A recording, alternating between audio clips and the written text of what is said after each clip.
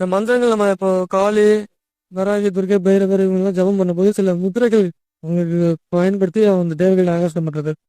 இப்போ உதாரணத்துக்கு வந்து நீங்க 1008 முறை ஜெபம் சாதாரணமா ஜெபம் பண்ணா என்ன பவர் கிடைக்குமோ, நீங்க அந்த முத்திரையை போட்டுட்டு 108 முறை சொன்னாலே அந்த பவர் கிடைக்கும். ஸோ ஒவ்வொரு தெய்வத்துக்கும் ஒரு முத்திரை இருக்கு. அந்த முத்திரை வந்து ரொம்ப ரொம்ப ரகசியமா வச்சிருக்கோம். அது வந்து அடுத்தடுத்த ஒரு நிலைக்கு ஒரு நம்பிக்கையான மாணவனுக்கு மட்டும் தான் அந்த முத்திரைகள் சொல்லித் தரணுங்கிறதுக்காக அது ரகசியமா வச்சிருக்கு. ஒரு சில முத்திரைகள் மட்டும் நான் இப்போ சொல்லிடுறேன். அது மட்டும் பயன்படுத்திங்க.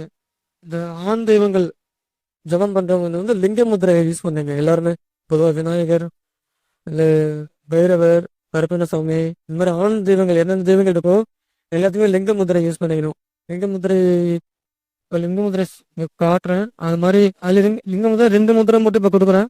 இந்த 2 முத்திரை மட்டும் போட்டுருங்க.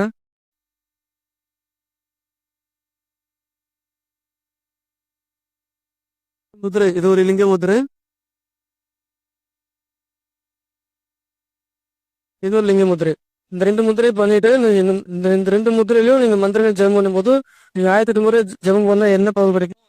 ஒரு முத்திரை தான் சொல்லிக்கிறீங்க. இந்த முத்திரை இன்னொரு முத்திரை என்னன்னு ஒரு முத்திரை தான் இப்ப சொன்னேன்.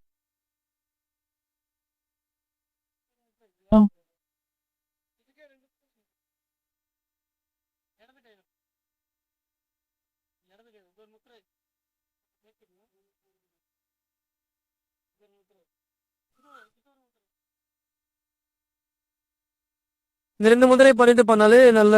இப்ப லாஸ்ட் காமிச்சிங்களா அது என்ன யாரு யாரு கேட்டது? மைக் வச்சு கொஞ்சம் ஏஞ்சிக்கலுங்க. சார் இப்ப காமிச்சிங்களா அது என்ன முத்துரை லிங்க முத்திரை ரெண்டுமே வா ரெண்டுமே லிங்க முத்திரை தான்.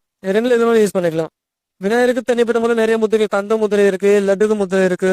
பட் அந்த தேவையில்லை. இது வந்து தாண்டி இப்ப நான் சொல்றது கொஞ்சம் பவர்ஃபுல்லான மெத்தட். இப்போ ஈஸியா இருக்கும். லிங்க முத்திரை ஆழ்ந்தவங்க எல்லாத்துக்கும் யூஸ் பண்ணிக்கலாம். கொஞ்சம் வீரியமா இருக்கும், நல்ல ஒரு பவரா இருக்கும். இது யூஸ் பண்ணிக்கலாம். இது உங்களுக்கு அந்த பவர் கிடைக்கும். காளி, வராகி, பைரவ் எல்லாத்துக்கும் இதை யூஸ் பண்ணிக்கலாம். கவுண்டிங் தேவையில்லை.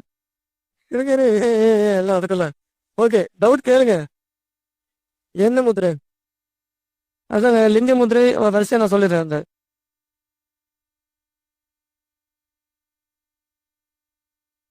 மாரியம்மனுக்கு இதே முத்திரையாங்க? மாரியம்மனுக்கு இதே முத்திரையா? அதான் பொதுவாக வந்து முத்திரைகள் வந்து வெளியில காட்டவே கூடாது. அதாவது ஒரு பப்ளிக்லயோ இது வந்து ரகசியமா காட்டக்கூடிய ஒரு முத்திரை. அதாவது இந்த முத்திரை காட்டினா அந்த தேவதைகள் அந்த அங்க இறங்கி வருவாங்க. முத்திரை காட்டில இப்போ இங்க வந்துருவாங்க. அந்த மாதிரி ஒரு முத்திரை இப்போ சொன்ன முத்திரைகள் எல்லாமே பப்ளிக்ல வெளியில இது வந்து காட்டவே கூடாது. ஒரு செகண்ட் மட்டும் தான் அந்த முத்திரை நான் காட்டியிருக்கேன்.